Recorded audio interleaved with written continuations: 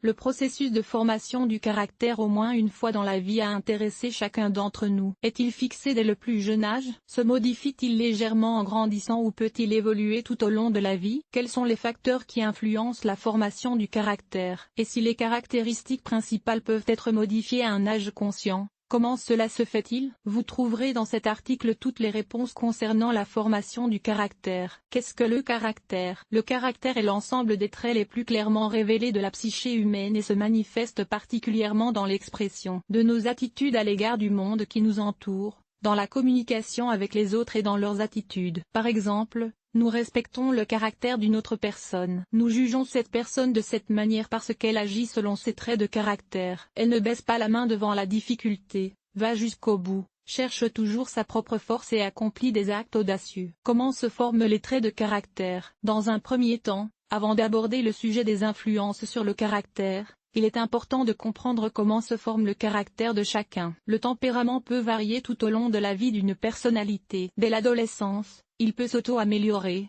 par exemple en introduisant des changements d'habitude et de comportement utiles. Tout d'abord, les ligaments des traits positifs et négatifs se forment: gentillesse, hostilité, sociabilité, secret, réactivité, égoïsme. Dès le plus jeune âge, ces qualités, reconnues et soutenues par les adultes, sont bien développées. Les psychologues estiment que le caractère est basé sur le tempérament de la personne. Il s'agit de la personne génétiquement déterminée d'un individu et on distingue 4 types de tempérament. Chaque type se caractérise par des comportements et des réactions spécifiques à ce qui se passe. Par exemple, le mélancolique est lent, fatigué et ne s'adapte pas aux nouvelles conditions environnementales. Cependant, les tempéraments peuvent changer, en particulier lorsque l'enfant grandit et qu'il se forme en tant que personne. Il se peut que vos parents ou un membre de votre famille, que vous n'avez pas vu pendant longtemps, vous ait dit à un âge conscient: dans ton enfance, tu étais un enfant calme ou vice-versa, mes parents n'étaient pas tendres avec toi. Calme-toi.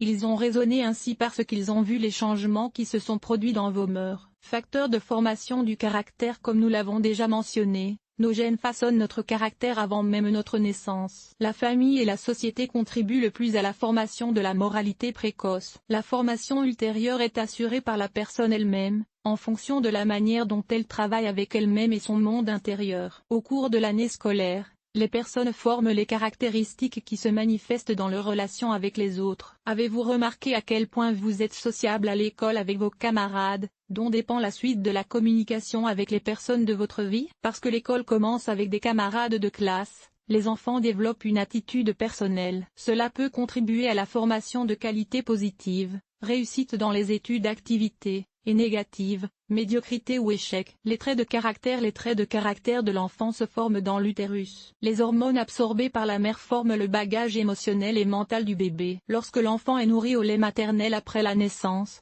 les hormones de la mère continuent d'agir sur le lait. L'état émotionnel de la mère est donc important, tant pendant la grossesse qu'après la naissance de l'enfant. Les situations de stress se manifestent le plus clairement chez l'homme. Par conséquent, si une personne souhaite modifier certains traits de caractère, il convient d'éviter les situations critiques pour que la transformation se déroule avec plus de succès. Vous savez probablement ce que l'on ressent lorsqu'on est brisé après avoir refoulé des émotions négatives pendant si longtemps, et vous réalisez à quel point il est difficile de prendre huile dans son poing et de repartir à zéro. Étape du développement du caractère. La formation du caractère commence dès la naissance d'un enfant. Au cours des premières années de notre vie, nous copions le comportement, les habitudes et les valeurs de nos proches, mère, père, grands-parents. 12 à 14 ans plus tard, notre caractère commence à montrer que les mœurs changent, sous l'influence de facteurs externes et internes. Au cours de cette période, la formation de la morale et des valeurs morales, la qualité de la volonté forte. Chez les lycéens, les caractéristiques du protagoniste se développent déjà. À l'avenir, leur intégration, leur développement, mais aussi leur transformation sont possibles sous l'influence de la culture, de l'environnement, des médias et d'autres facteurs externes. Chez les adultes, la formation des traits caractéristiques ne s'arrête pas, mais il y a une intégration de ces traits qui contribue à la réussite dans la vie. Dans la formation de la planification familiale, de la carrière et des cercles de communication souhaitables. Influence sur la formation des traits de personnalité autres que la physiologie. On sait que le caractère de chaque personne est basé sur des traits génétiques transmis par ses parents. Cependant, il est également sujet à des variations sous l'influence de facteurs sociaux. Tout d'abord, L'éducation joue un rôle important. Les parents doivent comprendre le tempérament de leur enfant dès son plus jeune âge et construire son éducation de manière à ce qu'elle ne le brise pas et qu'elle ne brise pas son esprit. La moralité d'une personne a également tendance à changer sous l'influence des conditions de vie. Il s'agit de la façon dont une personne mène une vie douce ou dépensière, d'une famille riche ou pauvre, d'un état élevé ou bas. Le mode de vie peut également entraîner des changements. Un mauvais mode de vie,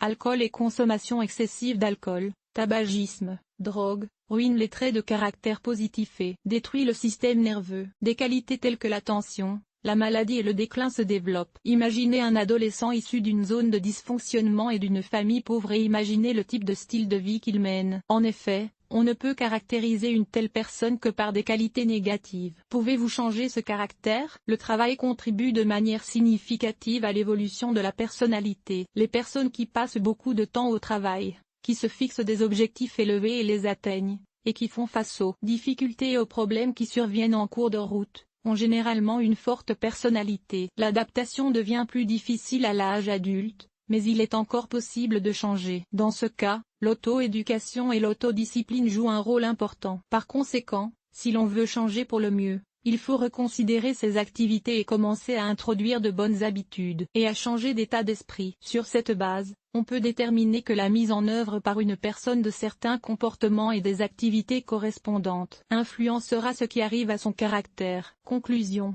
Les fondements de la personnalité sont posés dès le plus jeune âge. Elles sont principalement influencées par les membres de la famille. Nous adoptons les comportements de nos proches et répétons ceux qui suscitent leur approbation. N'oubliez pas que, même à un âge conscient, nous pouvons modifier notre caractère par l'autodiscipline et l'autodiscipline afin de réussir et d'atteindre nos objectifs. Par conséquent, n'ayez pas peur de changer pour le mieux. Si vous le faites, vous réussirez.